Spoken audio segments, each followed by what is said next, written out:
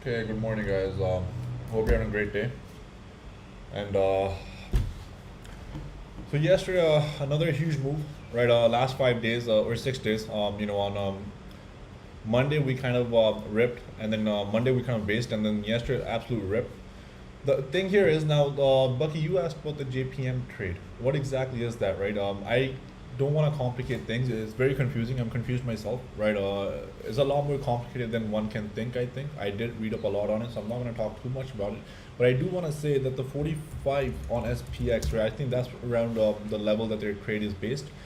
This is the level that I think all week we're going to be pulled toward, and it kind of makes sense, right? It makes sense because based on this rip, there's a good chance now for the bulls. The best thing that bulls probably want to see, or if you're playing upside, is you want SPX consolidating between these ranges, right? Roughly around here, right? Above 4,400, and then obviously near this resistance right here that we have, and if SPX can hold flag here, and then in a few days we'll see where the move happens. Once the consolidation happens here, right? I hope consolidation happens here, unless we get another big move to the upside or downside, then obviously a different scenario will happen. But for now, personally, I see consolidation here in these levels, and then we see once this consolidation has taken place, do we rip up higher, or some news comes out, or something happens and the market goes lower? What do I mean by this? Every time there's a rip, right? I did send a chart. Every time there's a rip, the market usually consolidated, and this is what happened. Right after a nice little rally, there was a consolidation, right? Not much with resistance, right? Same thing here at the all-time highs on SPX, and then same thing, similar action followed here. Now what? Now is this going to be the same scenario each time? Of course not. So what happens here? Let's see, right? So once we consolidate here, we see if we break to the upside or the downside. One thing that I do want to mention is, right, a lot of the reason I'm playing less options right now, unless you're right or you catch the same day moves, some individual names will run, right? T is great at finding out some individual names that make the move on which you'll get paid.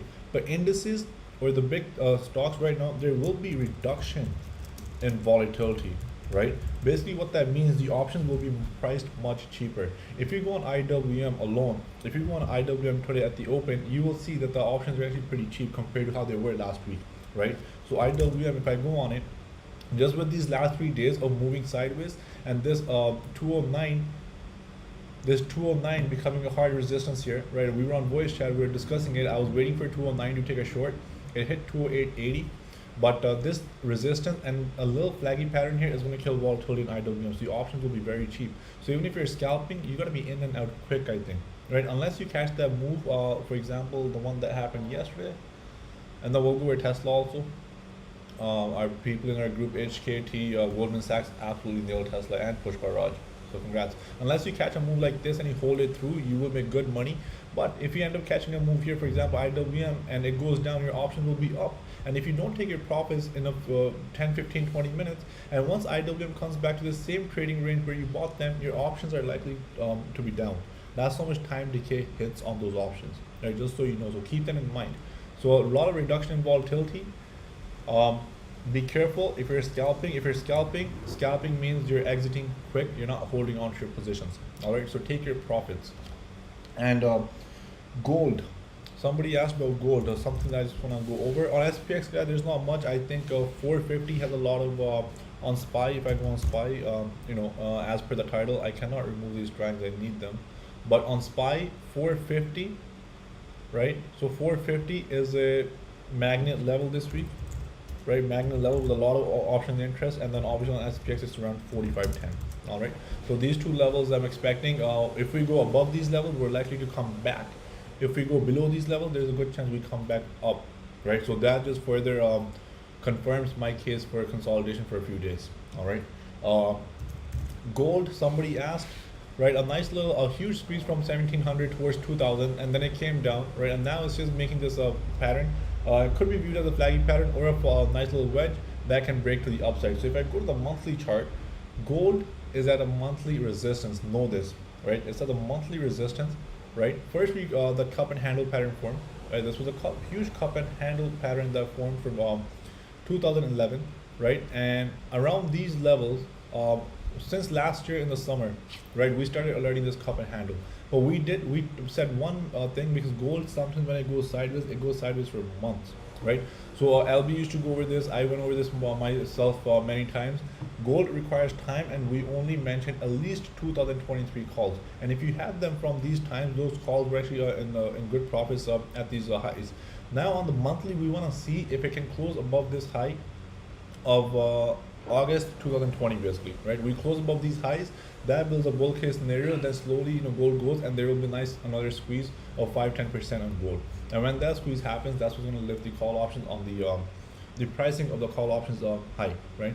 But on gold, you gotta buy time, because on daily basis there's huge volatility in gold. It'll gap up, it'll gap down. It's a lot on news dependent and what not that goes on. So just keep an eye on this, right? So if I go on GLD, for example, the stock, right? You guys, so these are the calls that we recommended for 2023, and you can see the gap ups and downs, right? So here basically is a nice little retest of the breakout here on this. If you just see it, a nice little retest. Now we want to see that these levels hold, right? If these levels hold, we start making way towards 185, 187. That further builds out a case for a nice little bull flag. One chart that I'm keeping my eyes on is Kroger KR. It's usually a slow mover, does not move much, but if you catch the move to the one direction, options pay up a lot, right? Kroger May $60 call options. So on Kroger May monthly, I forgot the date, but the May monthly $60 calls are reasonable, right? Now this I'm just saying based on the chart. If this bull flag continues holding and we break above the high of about 21st March, this thing can probably squeeze towards 59.60 one more time, or a retest of this high right here. All right. So keep an eye on this name, right? It went up a lot, and they had a partnership with Nvidia also, I believe, right? So and the MACD is actually it curled down. Now it's trying to come back up again. So keep an eye on this name, KR. I think it can pay well. You don't have to pay options. You can play equity also, right? Amazon, another huge run, right? And personally, I missed this entire rally on many names, like I tell you guys. So I don't want to chase them right here at the resistance levels, right? Anything is possible. But here I do see same thing as in indices. The Amazon probably is likely going to consolidate here for a bit.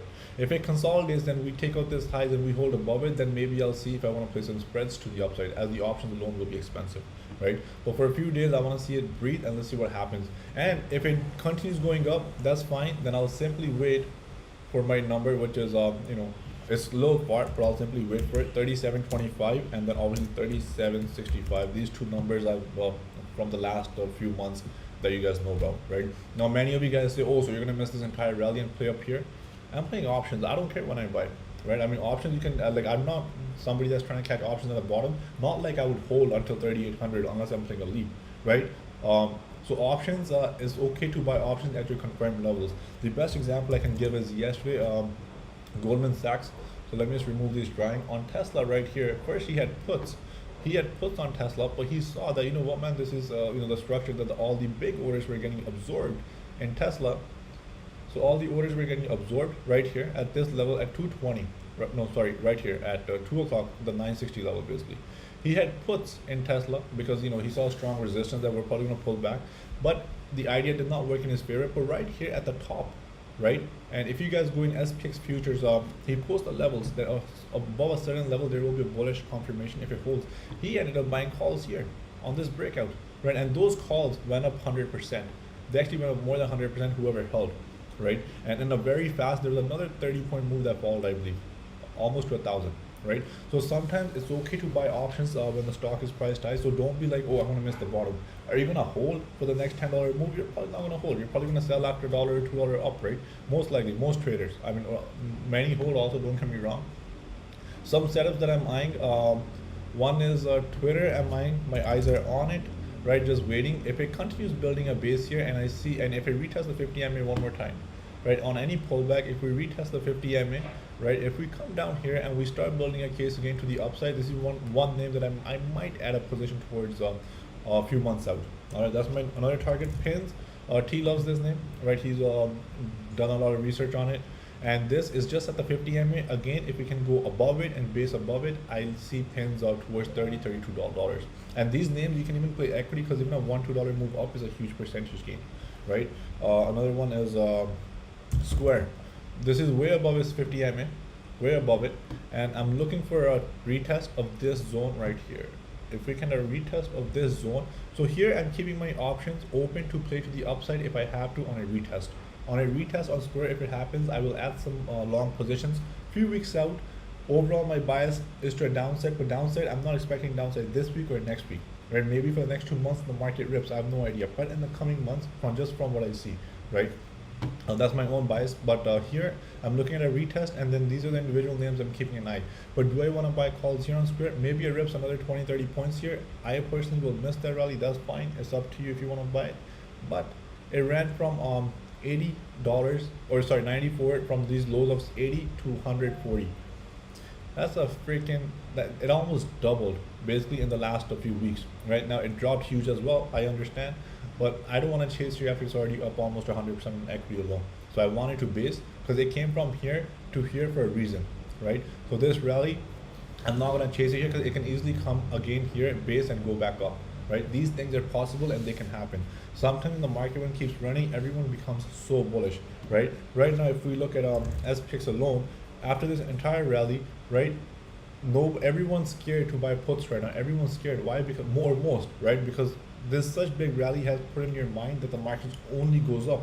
But you forgot that after, same thing here, people that got caught and then boom, and unexpected happens. So let the build-ups happen here, and then we see in a few days which market the market is headed, right? And position sizing and risk management and patience is must. Trust me in this market, right? Unless you're going in in a great play, right? If you have high conviction, that's different. But just manage well. That's the biggest thing we can tell you guys, right? And let's see. Personally, just waiting on to add on to some positions, and I won't say which direction, right? But I'm just waiting for my own setups. Once they happen, we'll go. But for now, I'm sticking to SPX levels. They work great. The gamma levels are freaking amazing. They're backed up by data, right? They're not my levels. They're backed up by data, option interest, gamma strike, whatever. All these things involved. So pay attention to those, and those are amazing to scalp. SPX yesterday, for example, right from the morning, I think T also, myself, and LB, right? We 45.20, we had it all day long. That 45.20 comes. Just a little tip I'm gonna give you guys that I'm gonna scalp. I wanted to short this so badly. If we got this before this thing, I wanted a fast squeeze either here to 45.20 or either here to 45.20. Why did we not short here? Why did we not short here? Most of the time, now yesterday, the short worked out perfect, so don't get me wrong. But why did I not short here? It was a simple reason, because we made a base so strong, right? A small base was so strong all day. At the end of the day, it was a possibility that it could just rip right through towards 45.50, right? And in many cases that happens, and then you lose a lot of value on the options. So sometimes you're waiting for a play to come to you, but the scenario may change, and now it no longer stands. But now I can tell you one thing, at 45.20, if we get 45.20 by any chance, not even 45.20, if we get 45.10, I will do some short scalps. I will add a starter size, and if it goes towards 45.20, I will probably double it just to average down. So I will start small, average down, and see how that scalp is. Because this zone now confirms, after this fake out, that this is going to be a very, very hard resistance. That I can tell you. So this is the biggest tip I can give you on SPX today. Above this zone is the biggest resistance, and it's a very great scalp opportunity. God bless. See you guys back in the chat.